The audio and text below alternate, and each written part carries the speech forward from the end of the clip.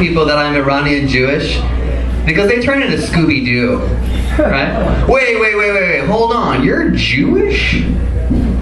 Yeah. I thought you said you're Iranian. Well, yeah, that too. Huh?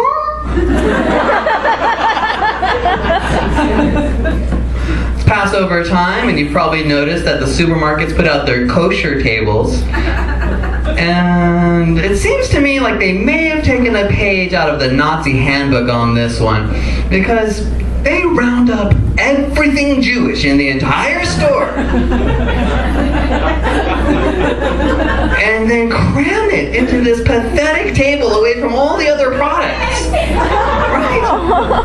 I feel so compelled to buy something. I don't even need it. My shopping list turns into a Schindler's List, people. You're coming with me, gefilte Mensch. Let's go.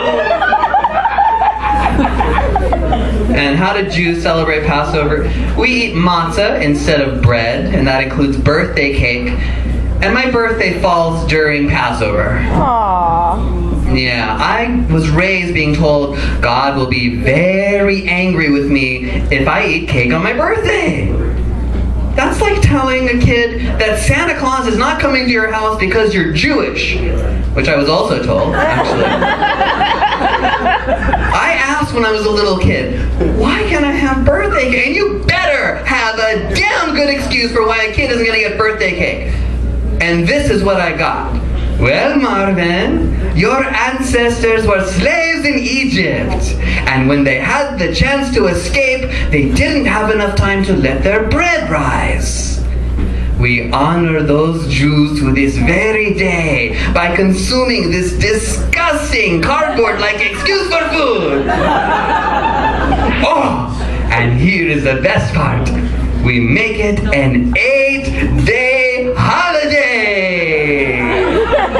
That's the answer I got, people. Well, kids have it a little bit easier today, right? Because thanks to kosher bakeries and their very good friend capitalism, they have something new. See, what they do is they crush down the matzah, mix it with eggs and milk, and bake it into this fluffy, moist, chocolate frosted cake! They actually call it matzah cake. This would be like Catholics crushing down wafers, mixing it with tofurkey to create a tasty flesh-like sacrament, right? Oh, this body of Christ is delicious!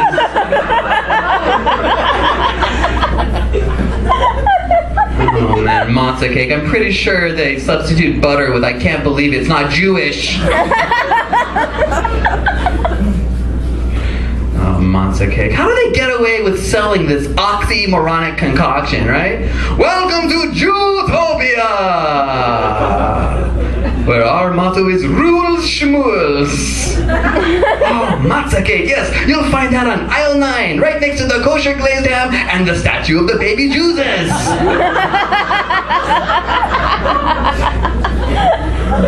And if matzah wasn't bad enough, people, the whole story of Passover is pretty tough to swallow. Wouldn't you agree? A round of applause if anyone thinks this besides me. You be brave tonight. Thank you. Okay. All right, you're all going to hell now. Okay, good for you. Congratulations. All right, God hates you now. Very cool. I'm Jewish. I'm chosen. You're all right. I'm not okay. No, but what are we told? Our ancestors were slaves in Egypt who built gigantic pyramids. My ancestors did this. Really? Are you sure? Because as one of my favorite comics, Joe Rogan, points out, whoever built these pyramids had to perfectly cut and size these gigantic stones, carry them hundreds of miles across the desert, and build a structure that is so perfect, we still don't know how they did it without modern technology. My ancestors did this. Well, just for contrast, let's look at the Jews you know and love today around us, okay? Known as the most frugal people on the planet, yet so inept at do-it-yourself construction, they go to Home Depot, not to go inside, but to hire day laborers with second-grade Mexican educations to build them a 12-foot deck.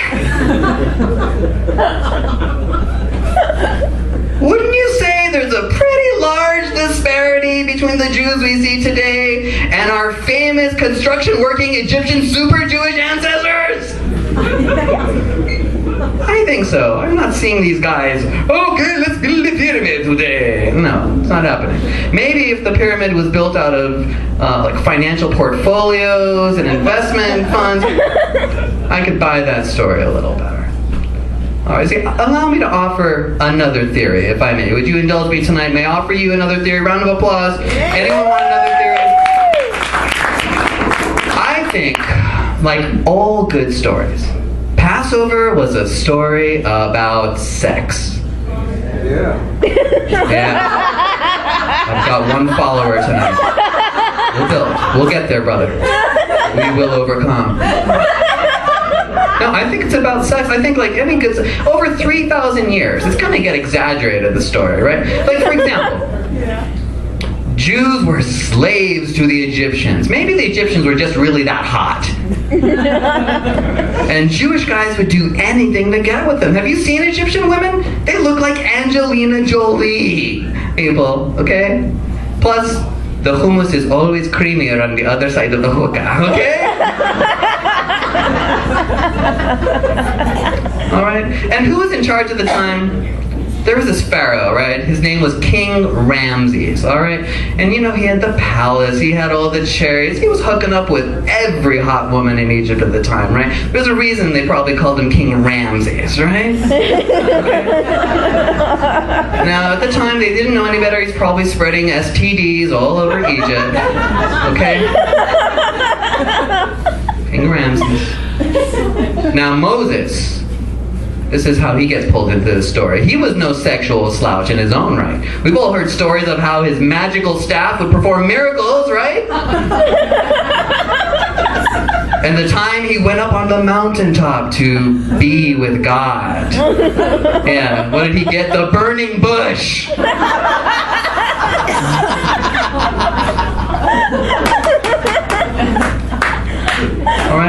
All right, stay with me. So now, the land is just rampant with STDs. They called it the 10 plagues, right? Now, come on, is there anyone in this room, I defy you, anyone who does not believe that a flowing stream of blood, blinding darkness, and frauds does not sound like syphilis, gonorrhea, and genital warts?